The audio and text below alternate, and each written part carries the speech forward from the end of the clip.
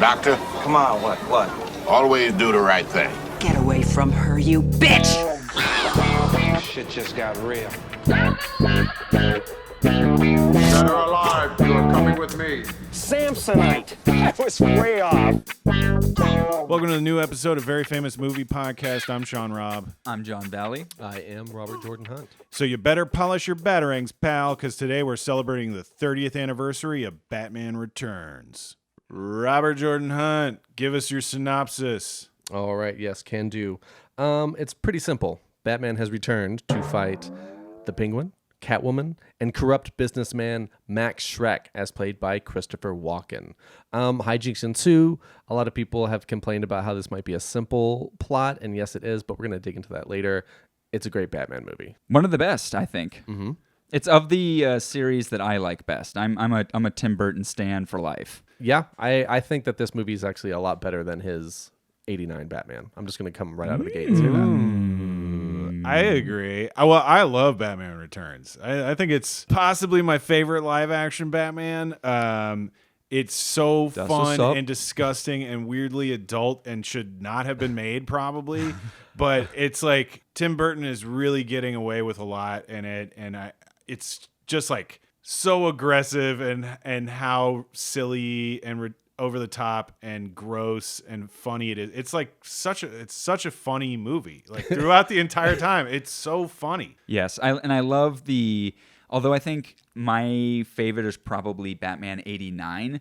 The thing that I like best about Batman Returns is that it feels like a nightmare from top to bottom in this really satisfying way that feels like what Tim Burton had been wanting to do, which I think is maybe part of why he signed on to do the second one, is the studio was going to give him more carte blanche over like his thumbprint on the movie, as it were. Yeah. And I love that aspect. I love how goofy and kind of nightmarish it is, and kind of surrealist almost. Oh yeah, I mean this movie is Tim Burton through and through. It is the most it's one of the most Tim Burton movies ever made. Like up there with like Edward Scissorhands. I love most of Tim Burton's work, not as much of his later stuff, but I mean this is a perfect pairing. Like his gothic Batman and Michael Keaton a little bit more seasoned in the role. The suit looks better. Mm-hmm. I mean you got Danny DeVito in this insane costume and makeup and giving one of the most like devilish performances ever.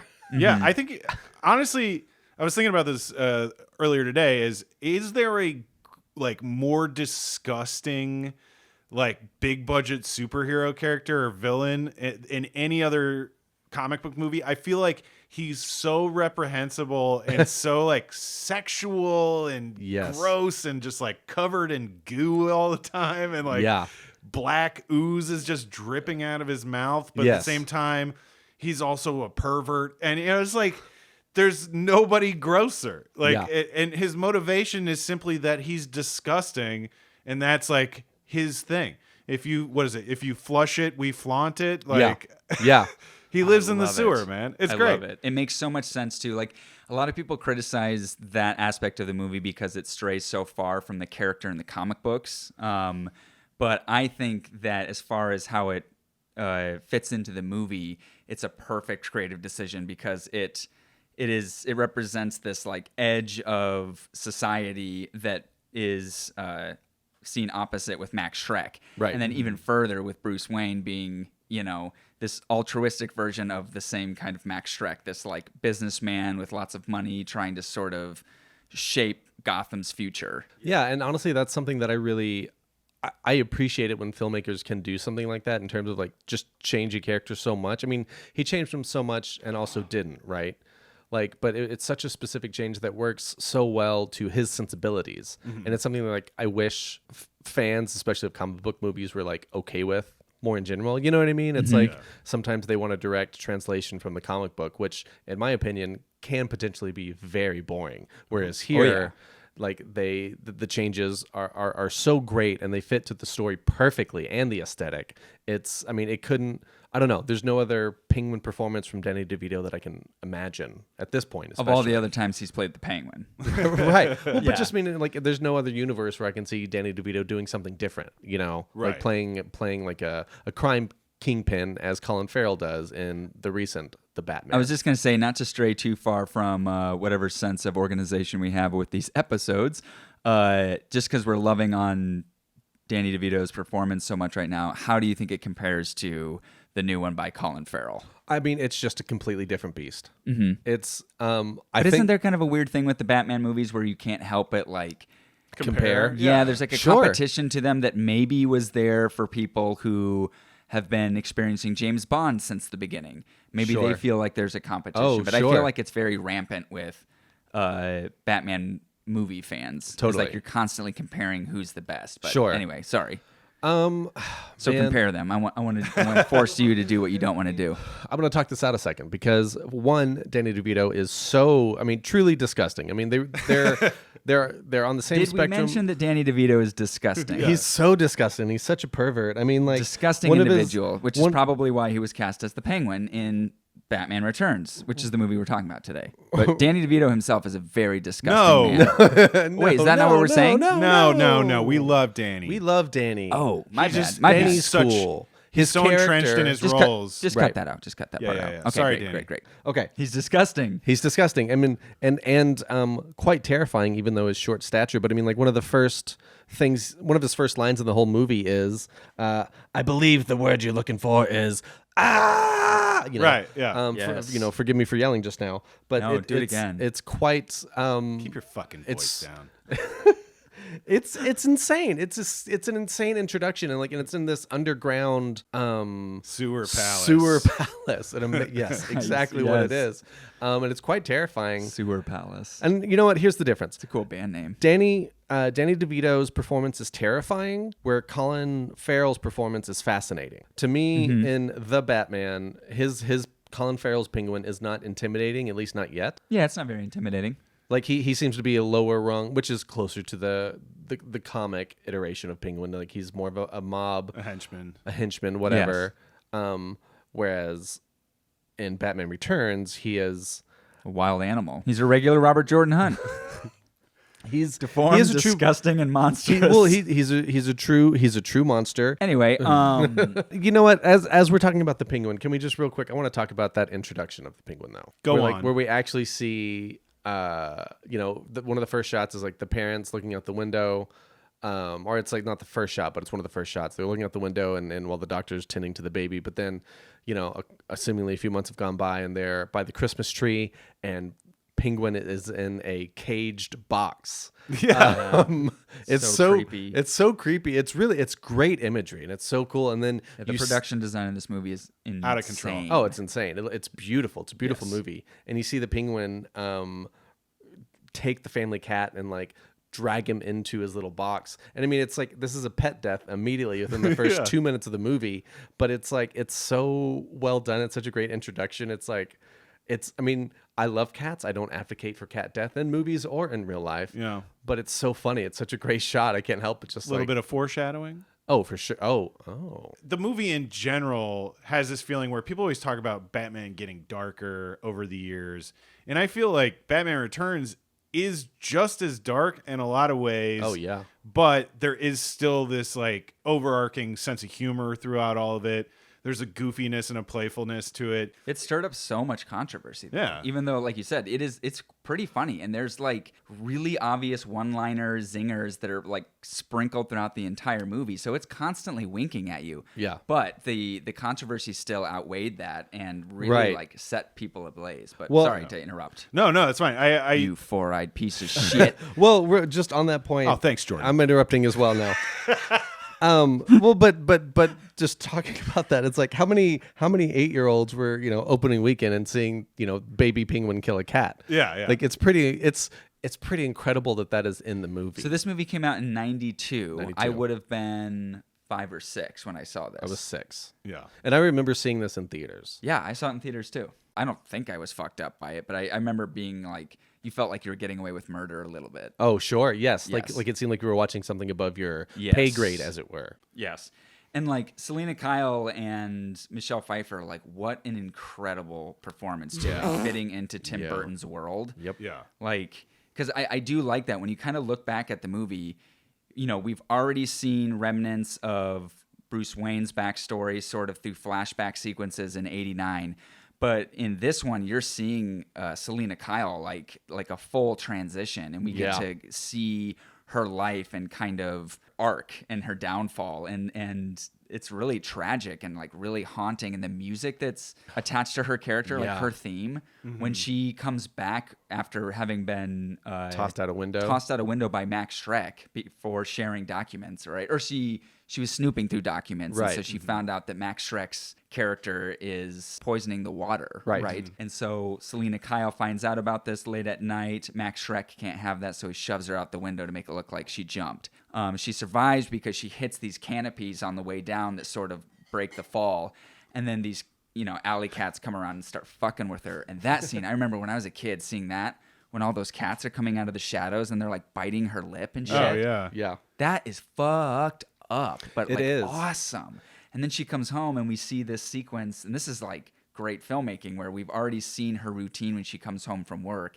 Now she's like flipped the switch. And the back and forth between her and Batman is fantastic. Yes. I mean, super good chemistry. Yeah. Yeah, and as it should be traditionally, like Batman and Catwoman are, they're adversaries / potential lovers, kind of On and thing. off. On and off, yeah. Yeah. And they display all of that to great effect here. I mean, one of the first times, or the first time that Bruce Wayne sees Selena Kyle, not Batman and Catwoman, but Bruce Wayne as Bruce Wayne, and Selena, it's after she's been pushed out the window. Michael Keaton is... So Selena post window, Batman post Batman, or Bruce post Batman, Selena post window. Yeah, Correct. exactly. Easy. Michael Keaton is Bruce Wayne is dumbfounded by her beauty. Yeah. His jaw is a gap. Yeah. And on the floor, and it's Agape.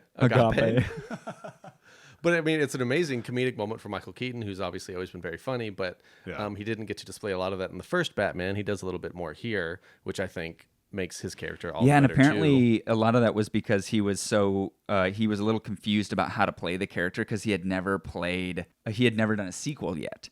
And so he had this kind of issue with how to transform the character or work off of the original one. And apparently he started doing that and it wasn't working. And so he switched over to trying to just approach it completely brand new with this more like nightmarish version through Tim Burton, which is why his performance is so much more kind of like lighthearted and unburdened. Yeah. Even though he is the fucking Dark Knight. I think that's really cool. I mean, it's just there's he's Bruce Wayne and Batman are more comfortable as themselves and each other or whatever. Like, so that actually that's a really cool thing to hear. Right. Like, that's it shows growth. Yeah. Yeah.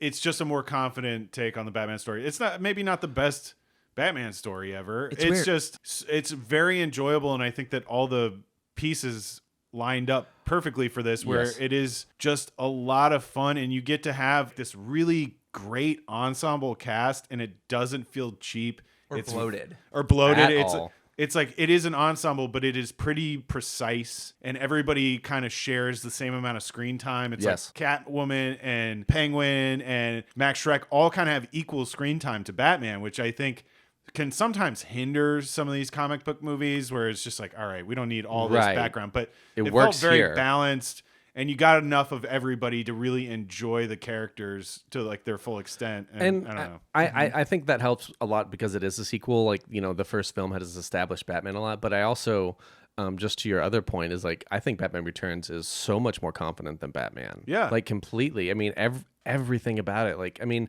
the movie had twice the budget. I don't want to jump ahead, but like, and Burton's a more experienced filmmaker. Everything about it just feels like a step up from everyone involved. Yeah. And it's I don't know. I just think it's really cool to see. There's a noticeable difference, I think, in just everything. Confidence, production design, the suit looks cleaner. Yeah. You know what I mean? Like everything is better. He's got cooler gadgets. It's That's great. an interesting detail with this suit too. Is I saw this thing where apparently, and it's obvious now when you think about it, but the original one was much more anatomical and like fleshy, Right. And then Batman Returns goes into this more like layered armor. Yeah. But then that's such a funny feature about the Joel Schumacher movies that everyone talks about is with the nipples and like the cod pieces. Yeah. But it was more Tim Burton's first one that kind of established that, like the more Sure. like you like look like you're looking at some like bodybuilder with his shirt off. Because that's what a cocomic book drawing looks like. Totally. yeah. And you know what? that doesn't really relate as accurately Yeah. to reality or live action. Right. You know? And I do have to say, since you brought it up, it's like I've never been as mad about Batman Forever having the nipples than anyone else. I think it's I don't know, like you said, it ties in. I mean, the first one set the tone in a way, and then also it's just like, so what? It's who cares? Also, the Joel Schumacher Yes. ones are dumb. It's like they're so silly. Do you like that- Batman Forever though? I like it in a. I fucking it's love fun. I Batman Forever. love it. I will go to bat for that movie. I mean, all day admittedly, long. I'll probably watch any Batman movie, and I Sure. can enjoy them all separately. Even like Batman and Robin and things like that, where it's clearly pretty horrible. That one I don't like. But I've watched Batman and Robin on acid twice in a row. that is one of the worst things I've ever heard in my life. I had a great day. It was a wonderful day. That's why you're so fucked up, man. Yeah, it was that day. Broken the brain. Chris O'Donnell. But I think, I mean, I love Batman Forever. I think it's really confident in its take. You know what I mean? It's too much in Batman and Robin, but Joel Schumacher, like, I think because one thing I noticed about Batman Returns is, like, honestly, between Returns and Forever, like, they're obviously very different, but I think they're also very similar in terms of just yeah. fucking over the top. Oh, sure. And I personally cannot wait for more stylized Batman. Like, I want that to come back. Oh, like I'm comic booky type Batman. big time, Yeah. like hyper stylized Batman. I think that's such a fun take of Batman, and we haven't seen that since. Yep. You know, I've enjoyed the new one, like the Christopher Nolan stuff, and I loved the it. Batman as well. But Robert I agree. Pattinson. I think like it's when that's done, it's Yeah. like this. I don't see any other way they can go. I mean, that's the biggest left turn they can take, and I think it needs it. I mean, I love Robert Pattinson. I'm very happy to watch all three of those movies or however many. But like after that, I'm gonna go back to this. So let's talk about brass tacks here, boys. Oh yeah. Yep. Money. Jordan, Money. what was the budget of Batman Returns? So Batman Returns cost $80 million, which for 1992 is huge. Yeah. At the time, I think the biggest budgeted movie was T2, Terminator 2, with $100 million. So it's up there. And that was just a year before. But that was more than double the budget of the original Batman, which was $35 million. Wow. oh, that is crazy. But I mean, like, even considering, like, that was still a lot of money for the first Batman, and Tim Burton as a director with such that was a high budget, and that movie looks beautiful. It's a gorgeous movie, but this one knocks it out of the park. Obviously, twice the budget, but cost $80 million. And in terms of box office, this is where it gets pretty interesting. Okay, strap in, Okay. if you will. So the first movie debuts with an opening weekend of $40 million, which at the time was the highest opening weekend of all time. Goes to $251 million domestic, over $411 million worldwide. That's not even counting toys, VHS, all of that. Probably, who knows, right? Yeah. The sky's the limit with that.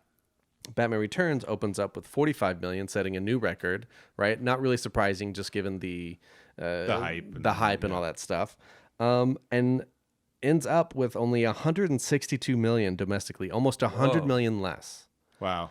and $266 million worldwide, about $150 million less. What? Now, I mean, keep in mind, same thing. This movie made its money back. There's still VHS, and There's still tons of marketing, still tons of merchandise. toys. Yes, Yeah, like still sure. financial, but that's a big drop off. Yeah. And even like other sequels of the time that are like comparable, like Indiana Jones or Raiders of the Lost Ark to Temple of Doom, or even like Beverly Hills Cop to 1 and 2, like the drop off is steep because it's natural. It's that's just the nature of filmmaking, right? That's just what it or franchise filmmaking. Mm-hmm. But Even- that's even still to pretty this day? telling.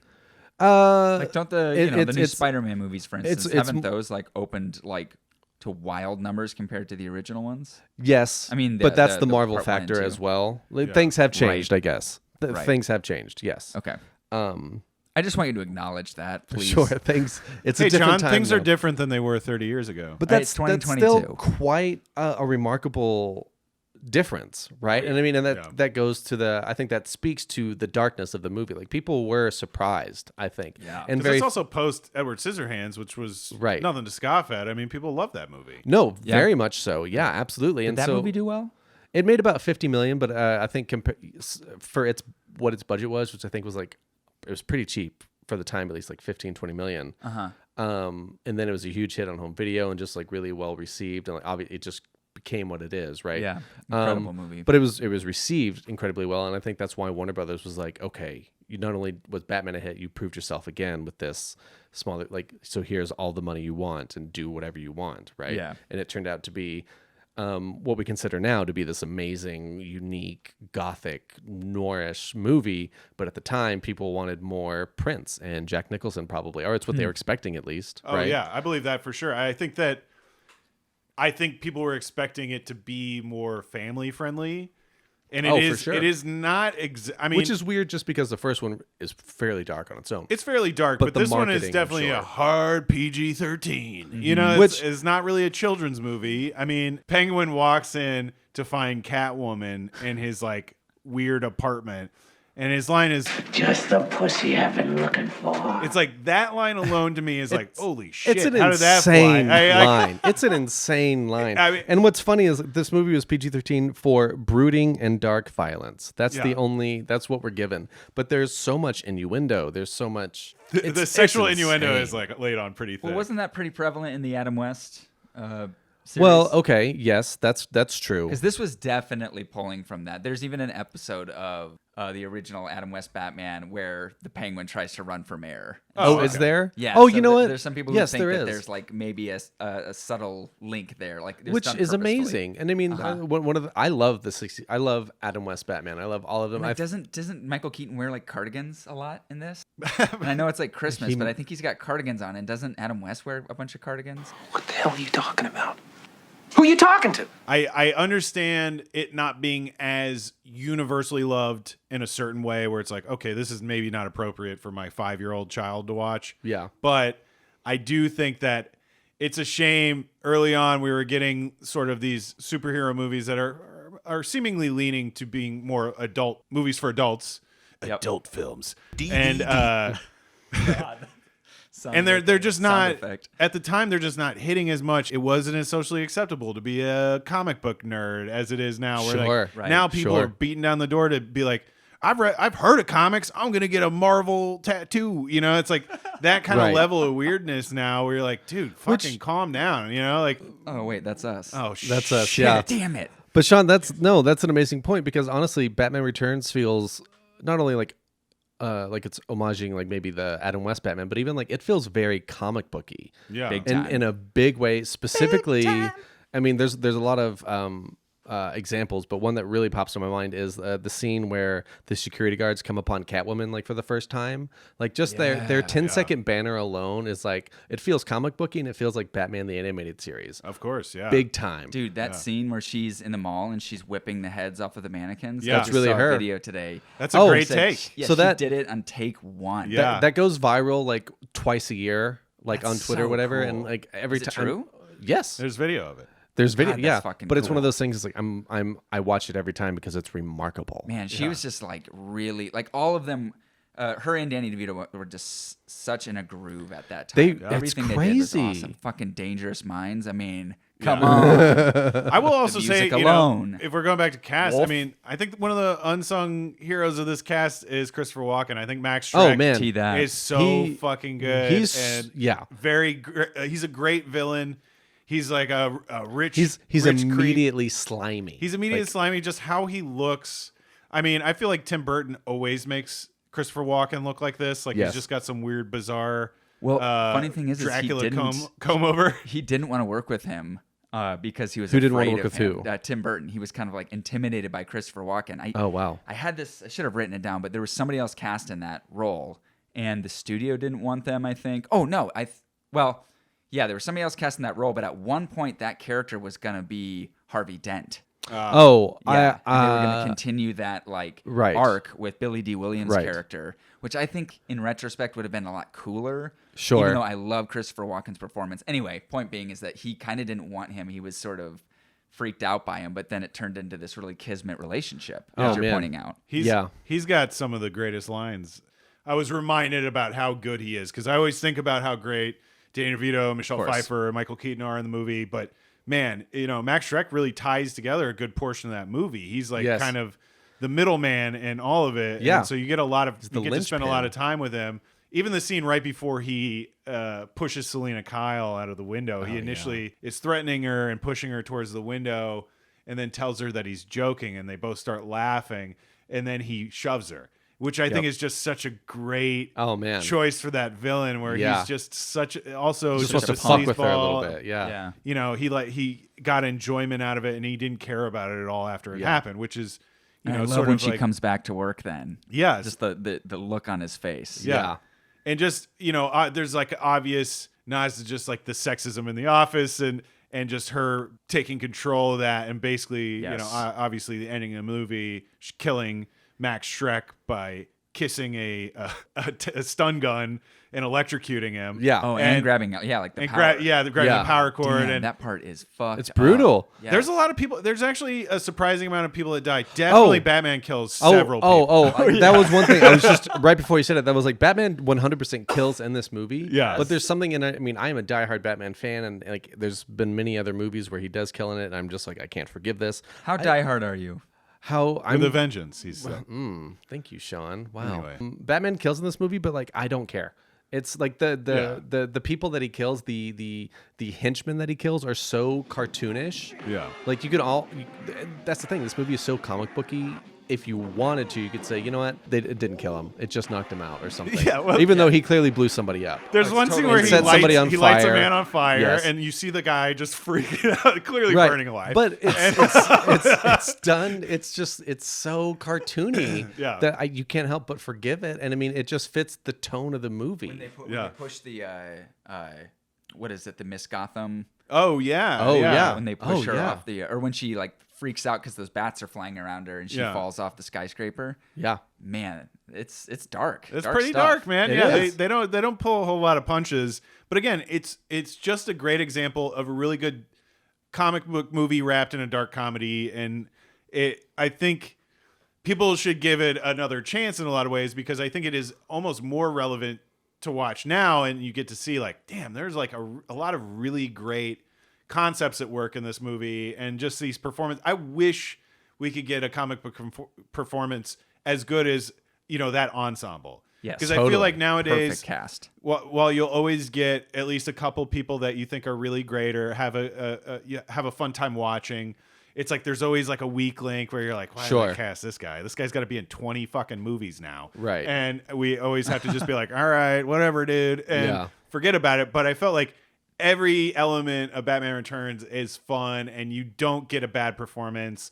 You're not let down by any one character. They're all individually fun and funny and gross and weird, and a constant attention to detail with that stuff too. Even the intro, you know, Batman first going to get in costume, just the comedic nature of showing him having all these identical things and then trying to make a decision. Like, just that alone is like a great, easy gag and very effective. And to me, it's still really great. And like, hasn't gone out of style. I feel like the aesthetic feels timeless. Timelessness and what was clearly influenced the Batman animated series, which is why that's also so universally loved. Yeah, because they use the same music, right? Same Danny Elfman music. Yeah. Seemingly same kind of environment, like this sort of brutalist Art Deco look to everything. Yes. Where it's dark and beautiful and cool and like and funny and silly, all at the same time. The art direction alone in Batman Returns should make it a more beloved comic book movie, in my opinion. Sure. Yes. I could not agree more. So how does this then affect Tim Burton's like career? Because this was obviously a blow to his ego, maybe, that it didn't perform as well as it did in the face of how much the anticipation or whatever. Yeah. And was like, he didn't want to do this movie. Right. And it wasn't until the studio kind of offered him this opportunity to say, they're like, hey, do whatever you want. You can make this creepy, do your thing. And they did everything they could to entice him back in. And so he's getting to do, quote unquote, what he wants to do. And then it kind of like fails. And well, he was under the impression, I remember in one of the documentaries, he was down for 3. He was like, you know what? Because he had such good experience. He made the movie he wanted, right? So he was happy.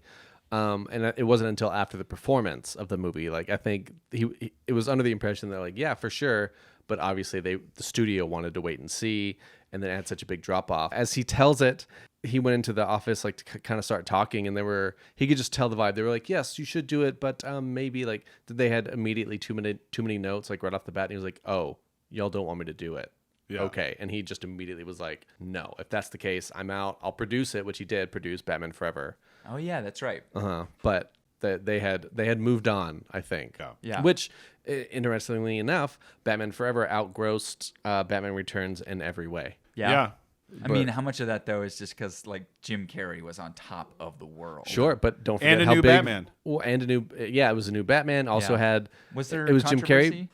Like, were people shocked at Val Kilmer being the pick? I think they sold it as more of like a James Bond kind of thing. Like it's just this is what it's going to be. It's the every next few years it'll be a incarnation. new Cool.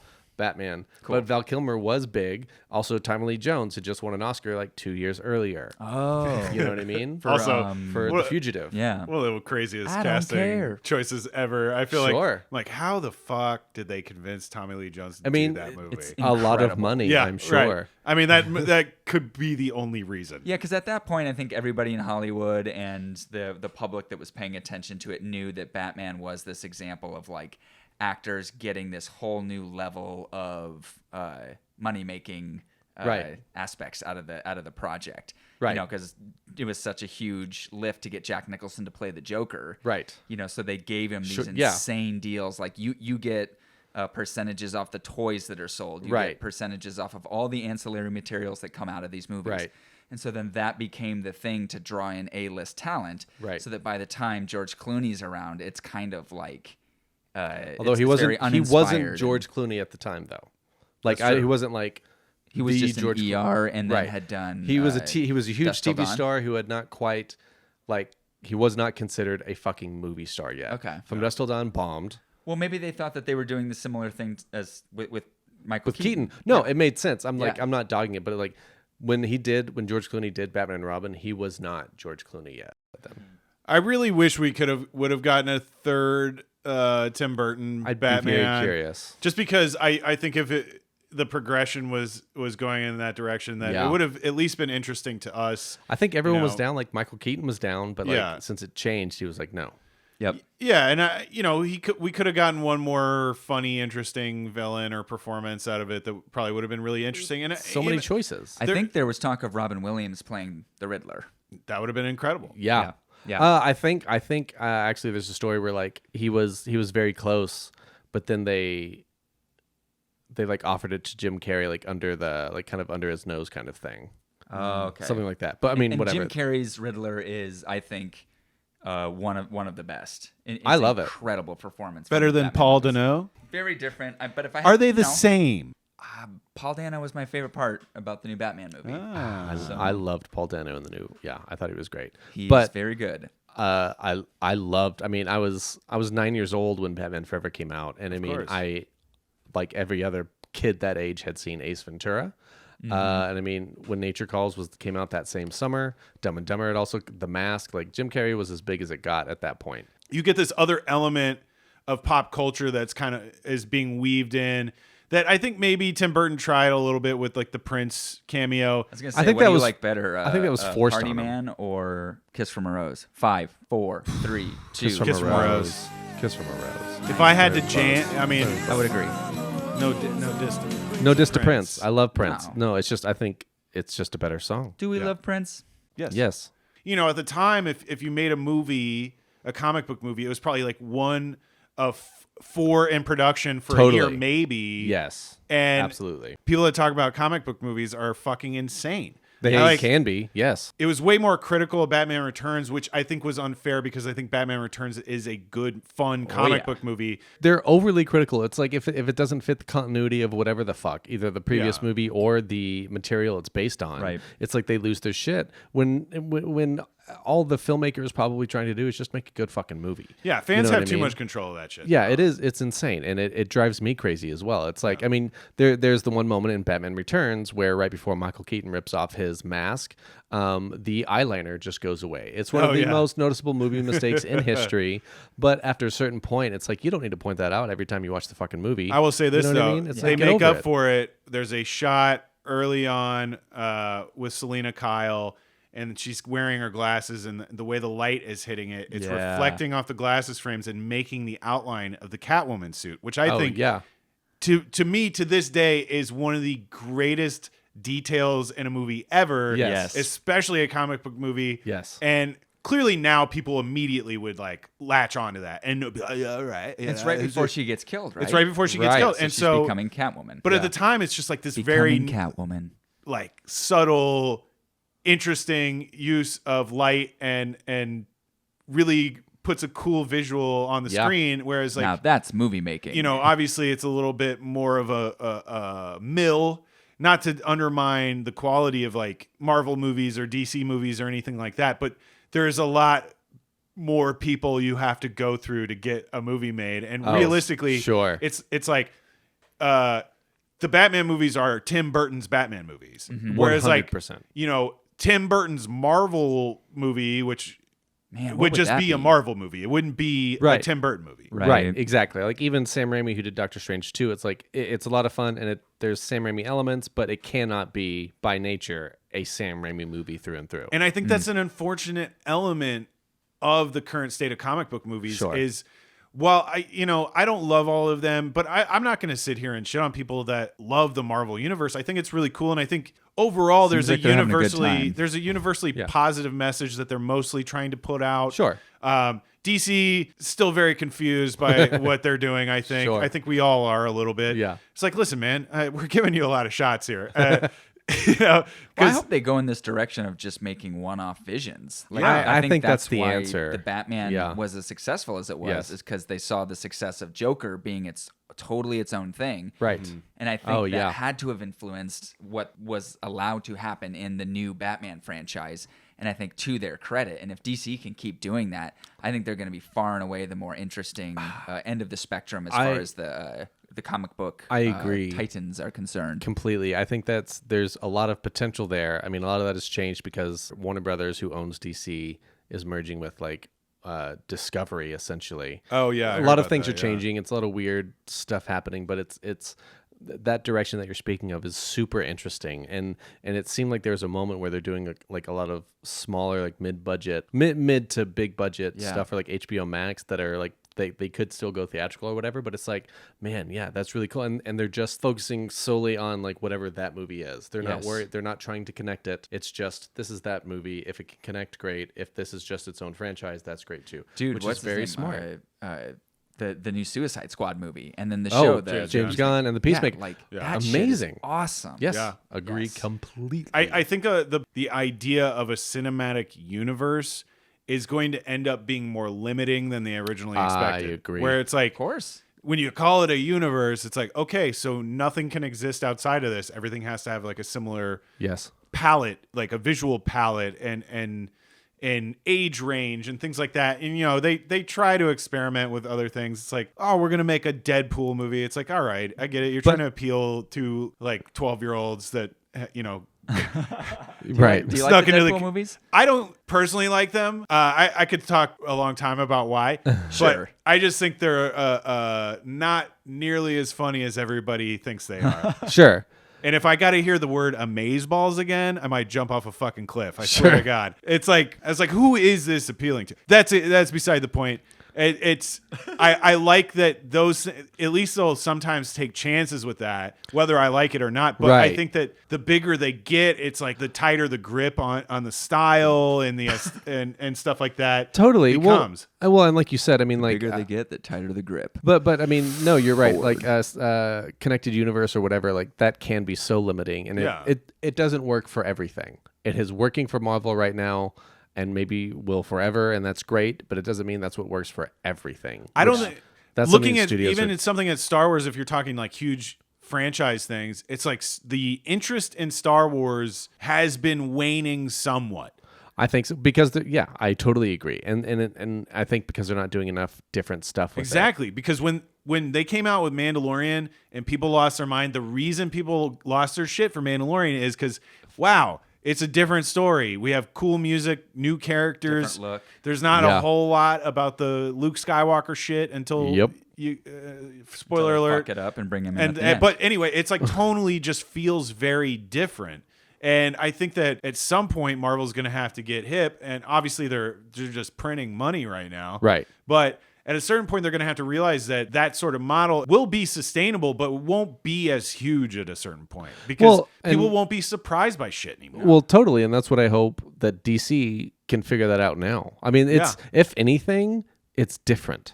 Yeah, DC's made enough recent fuck ups, I think, that if they're not learning from this experience, I mean, then they're just wasting time and money. And it seems like, whether you like them or not, they have made some more interesting, edgy choices with some of their films. Not to say that that's always good. Like the Joker Sometimes movie. it's great to have. I didn't more love the fun. Joker movie, but I think it's cool that it was made. I think it was cool that they gave a movie like that a chance. Yes. Yeah. Sure. It didn't work out in favor of me really loving it, but at least the thought was there that they were trying to make It's cool something that it different. exists. And again, the Suicide Squad stuff, the Peacemaker show, all these things where it's like, man, there's such an open-ended world of comic book stories even outside of big shit, even outside of DC and Marvel. There's thousands of comic books franchises that could be started and could be huge. I mean, I can't believe a boys show got made. And It's insane. and it's like insane. If that can get made so many and be somewhat successful enough to be on the air multiple seasons, it's like there is room.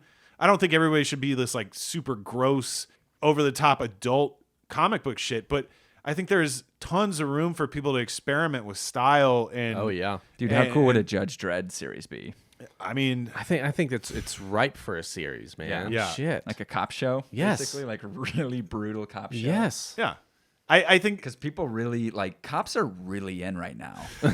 people want another show about police brutality, John. Yeah, I think this is the right time for it. You're right. I do think, the best movies about cops are always the ones about the brutal cops. You ever notice that? Yeah, because they usually operate with a code or they don't have a code at all, and you're like, Yes. yeah, for sure. And it shows whenever they're about corruption and just cops being like shitheads, it's like those are the ones that are the most poignant, I think. Yeah. Favorite cop movie? Go. 1, 2, 3. Serpico. Wow. 1, 2, 3. Die Hard with a Vengeance. I'm bringing it back. Whoa. I want to go with Copland. Ooh, Copland. that's a great choice. That is a good choice. Who would you like Sylvester Stallone to play? I know he's already played technically a superhero in the DC Guardians. universe. Oh, right. Yeah, he's the shark. Right. Yeah, right. But who would you like to see him play at any age you can pick? He's pretty great as Judge Dredd. I would have liked to see him play Judge Dredd maybe like older. You know what? I could see him as Black Adam. Yeah. Okay, cool. I would say Man, I'm excited to see the Rock as Black Adam. this is That's a long gonna be ball, kinda but I cool. would say he would be a good Carmine Falcone, I think. Oh, yeah. Oh, like that a- would be great casting. I think he would be a great villain in a Sure. comic book movie. Ooh, I like that. I Yeah. like that a lot. Because he's 100 years old now, and we love the guy. right. we love right. him. No, but you're right. for No, his I health, totally I don't agree. need him to be like super muscly forever. Like the dude could take a break if he wants. For sure. But I agree. I think that's a better answer than mine. Yeah. John? Punisher. Oh, like old like Punisher, or just like in his even prime? 90s. In his mid- 40s.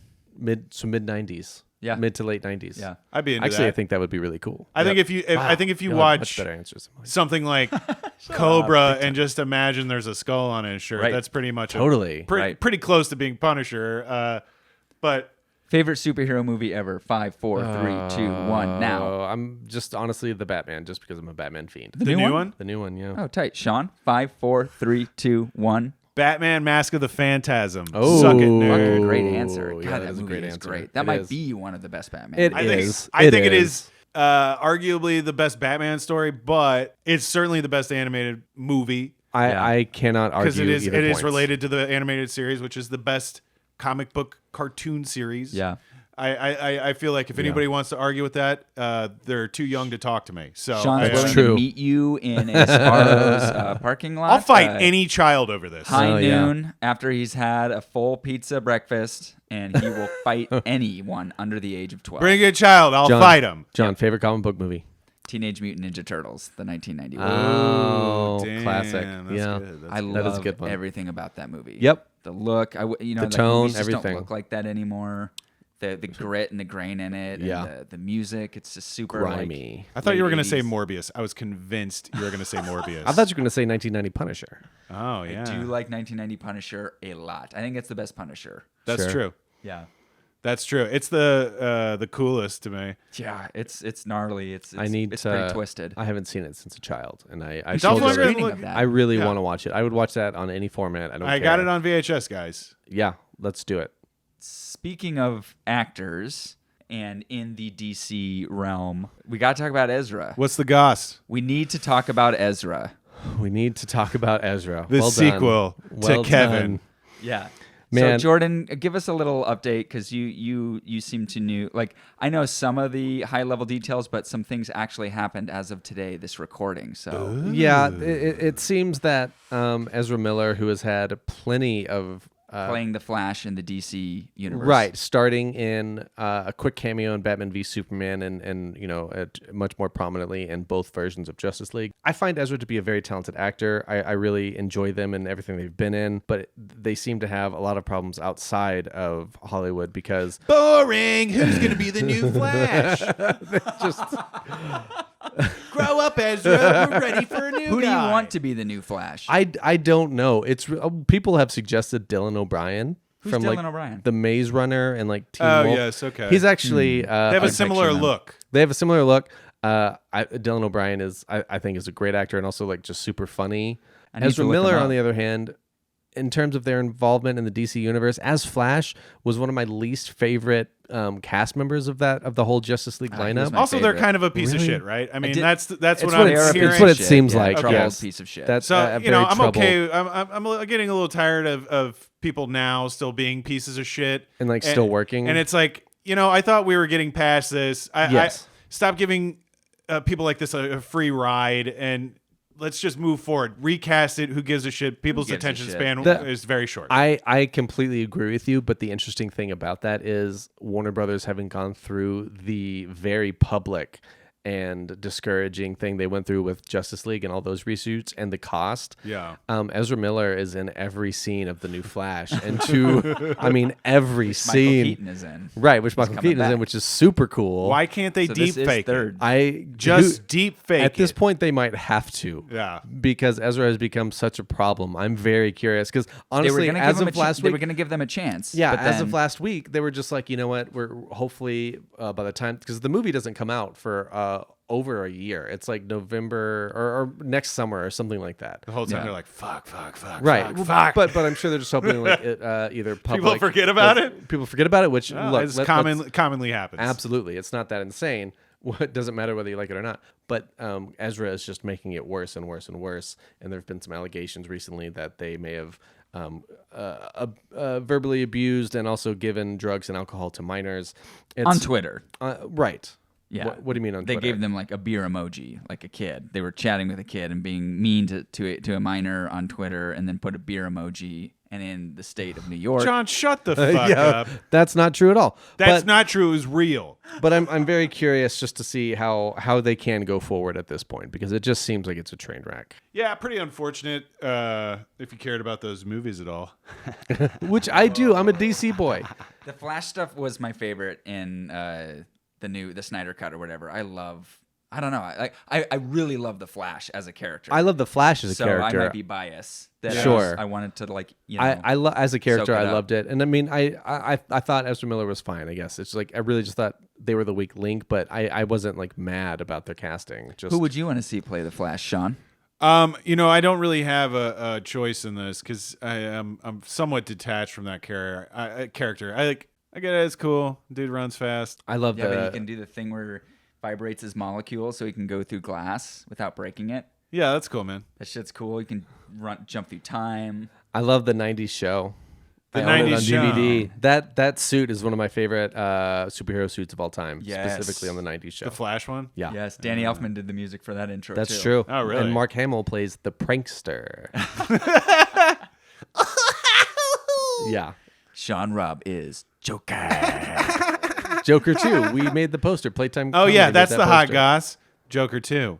Yes. Yeah. So I guess There we're it is. breaking news here at this episode, but our This very will be own 8 weeks old. Sean Patrick Robay will be playing Joker in Thank Todd you. Phillips's Sequel. well, it's Todd's brother Tug. And that's our show, folks. We hope you enjoyed it as much as we did, and if you didn't, go fuck a piranha.